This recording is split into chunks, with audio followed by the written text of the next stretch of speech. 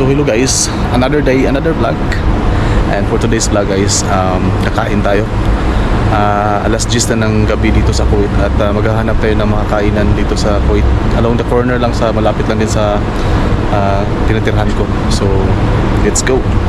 So, mayroon ako nakitang restaurant dito guys na malapit lang dito sa amin. Mga pangalawang kanto mula sa amin. So ito yung mga restaurant na to, ang Levita. Kung klaro na, tawid siya ng kalsada. At dito ako. So kakain tayo, tayo kung ano makain doon sa loob. At sana ayaw ko kumain ng marami ngayon kasi gabi na at tutulog na maya. So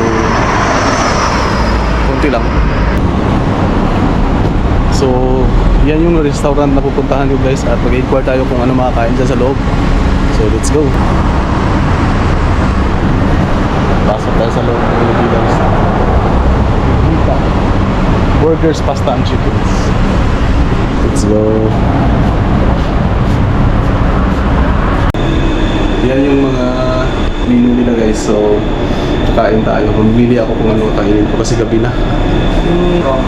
Kabayan pala yung nagbabantay dito guys. Anong may-ari ng restaurant dito? Egyptian. Egyptian restaurant din siya. So mamimili tayo. Pero ang food nila pang international.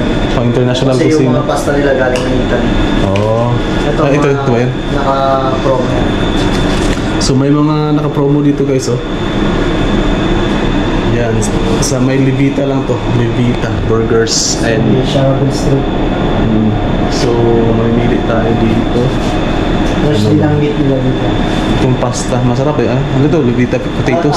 Ano yan, yung french fries na may sauce. Mixed sauce. Magkano yung pasta? So order na lang siguro tayo ng ng burger. Itong burger na to, itong 1KD 100. So yan na lang yung order natin guys kasi gabi na. At Ano, beef or chicken?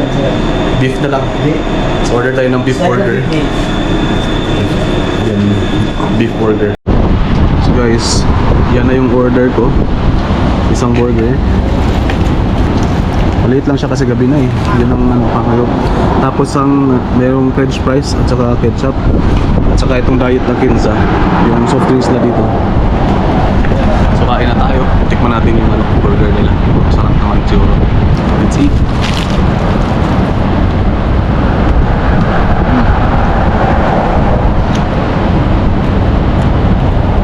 Malambot yung tinapay nila guys.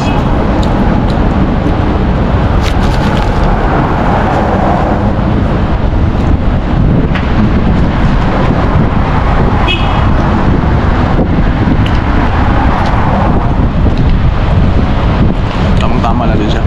Pang diet talaga.